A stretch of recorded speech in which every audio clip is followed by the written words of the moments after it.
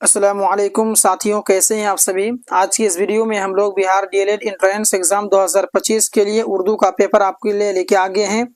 और आज की इस वीडियो में मैं आपको परवेज़ शाहिदी के बारे में बताऊंगा कि परवेज़ शाहिदी का असल नाम क्या है और इसकी ज़िंदगी के बारे में मैं आपको बताऊंगा, क्योंकि परवेज़ शाहिदी ऐसे बड़े शख्सियत हैं जिनके बारे में आपको डीएलएड हो, सीटेट हो, बीएड हो और बाकी जो है बीपीएससी हो, हर एग्ज़ाम में परवेज़ शाहिदी से रिलेटेड कुछ ना कुछ सवाल जो है ज़रूर आते हैं।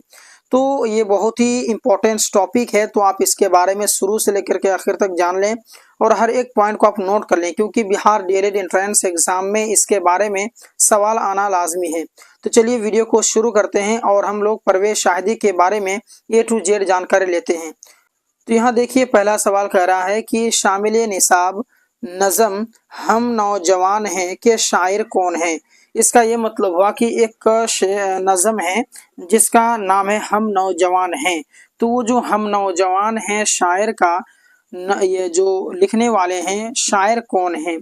तो हम नौजवान हैं इसके जो शायर हैं वो आपका ऑप्शन नंबर अलिफ बिल्कुल राइट हो जाएगा दोस्तों, यानी परवेज़ शाहिदी। यानी परवेज़ शाहिदी ने हम नौजवान हैं ये मतलब कि शेर उन्होंने ही लिखा है। अगला प्रश्न आपके सामने में कि परवेज़ शाहिदी की पैदाइश कब हुई है।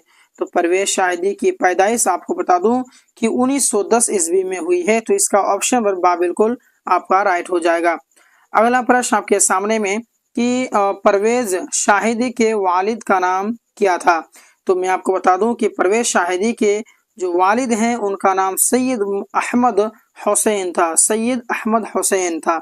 अगला प्रश्न आपके सामने में कि परवेज़ शाहिदी का असल नाम क्या था।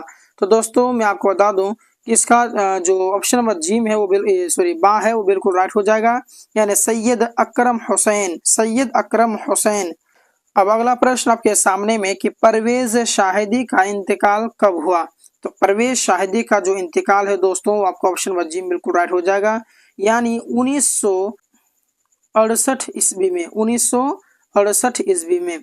अब नेक्स्ट प्रश्न आपके सामने में कि परवेज़ शाहिदी की पैदाइश कब हुई है और कहाँ पर हुई है। तो परवेज़ शाहिदी की पैदाइश 1910 ईस्वी को कहाँ पर हुई है। तो यहाँ पर जो है कि लोधी, कहाँ पर, लोधी कटरा पटना सिटी में हुई है। अगला प्रश्न आपके सामने में कि कितने साल की उम्र में परवेज़ शाहिदी के वालिदैन इस दार फ़ानी से रुखसत कर गए, यानी परवेज़ शाहिदी के वालिदैन जो हैं दुनिया से चले गए, उनकी वफ़ात हो गई। तो मैं आपको बता दूं कि तालिब इल्मी के ज़माने में ही परवेज़ शाहिदी के वालिदैन इस दार फ़ानी से कोच कर गए, यानी जब परवेज़ शाहिदी एजुकेशन ले ही रहे थे, पढ़ाई कर ही रहे थे, उसी समय में उनका जो है कि उनके वालिदैन का डेथ हो गया था। अब अगला प्रश्न आपके सामने में कि परवेज़ शाहिदी की अहलिया का नाम क्या था। अहलिया का मतलब होता है उसकी बीवी का नाम क्या है। परवेज़ शाहिदी की अहलिया का नाम जो है फजीलतुन्निसा बेगम था। ठीक है, फजीलतुन्निसा बेगम था। अगला प्रश्न आपके सामने में कि परवेज़ शाहिदी के किसी दो शेरी मजमूए का नाम लिखिए, यानी उन्होंने जो शेर व शायरी लिखा है तो उनके किताब मतलब कि किताबों में से किसी दो किताब का नाम नहीं, मतलब कि मजमूए का नाम आपको लिखना है। तो एक आप बता देंगे रुख्स हयात और एक है तसलीस हयात। ठीक है, अब अगला प्रश्न आपके सामने में कि तसलीस हयात की अशाअत कब हुई है। तसलीस हयात जो है ये जो बुक है ये जो है कब छपा था। तो मैं आपको बता दूं दोस्तों कि तसलीस हयात की अशाअत जो है आज़ादी हिंद के बाद हुई है, आज़ादी हिंद के बाद हुई है, आज़ादी हिंद के बाद हुई है, हिंद के बाद, हिंदुस्तान के आज़ाद के बाद हुई है। अब अगला प्रश्न आपके सामने में मुख्तसर मतलब कि यहाँ पर थोड़ा सा लॉन्ग क्वेश्चन हो जाएगा दोस्तों, इसको भी आप लोग समझेंगे क्योंकि परवेज़ शाहिदी के बारे में हम लोग जो है कि विस्तार से जो है कि हर एक चीज़ सीखेंगे समझेंगे, इसीलिए। तो देखिए, परवेज़ शाहिदी की तसनीफ़ात पर रोशनी डाली, यानी परवेज़ शाहिदी जो हैं कौन कौन सी किताबें लिखी हैं, तो उन्हीं की ज़िंदगी के बारे में जो है कि आपको बतानी है कि वो किस तरीके से किताबें लिखी हैं, कौन कौन सी किताबें लिखी हैं। तो देखिए, सूबाए बिहार के जिन शुअरा ने उर्दू शायरी में अपनी एक मुस्तहकम शनाख्त बनाई है, पहचान बनाई है, उनके गज़लों और नज़मों के मजमूए के शक्ल दो किताबें शाये हो चुके हैं जिनके नाम इस तरह हैं, यानी रुख्स हयात और तसलीस हयात हैं, जो परवेज़ शाहिदी की ज़िंदगी में ही शाये हो चुके थे, जिनमें उनकी गज़लें और नज़में दोनों शामिल हैं। ठीक है, अब अगला प्रश्न कि परवेज शाहिदी की शायरी पर 5 जुमले लिखिए, यानी उन्होंने जो शेर व शायरी किए हैं तो उन पर 5 जुमले लिखना है। तो देखिए परवेज शाहिदी का शुमार उर्दू के कद और शायरों में होता है ना। शाद अजीम आबादी के बाद अजीम आबादी के दूसरे शायर परवेज शाहिदी हैं, जिन्होंने उर्दू शायरी में बिहार का नाम रोशन किया है। परवेज शाहिदी गजल और नज़म में यकसा महारत रखते थे।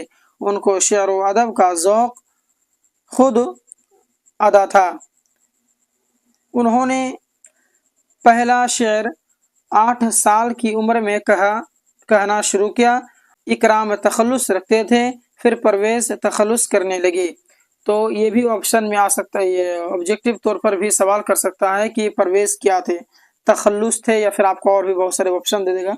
तो आप तखल्लुस में टिक लगाएंगे, क्योंकि बाद में जो है परवेज शाहिदी जो हैं वो तखल्लुस करने लगे थे। ठीक है, तो आई होप आपने परवेज शाहिदी के बारे में हर एक चीज़ समझा, और जो भी इम्पोर्टेंस लगा मुझे मैं आपको करा दिया हूँ।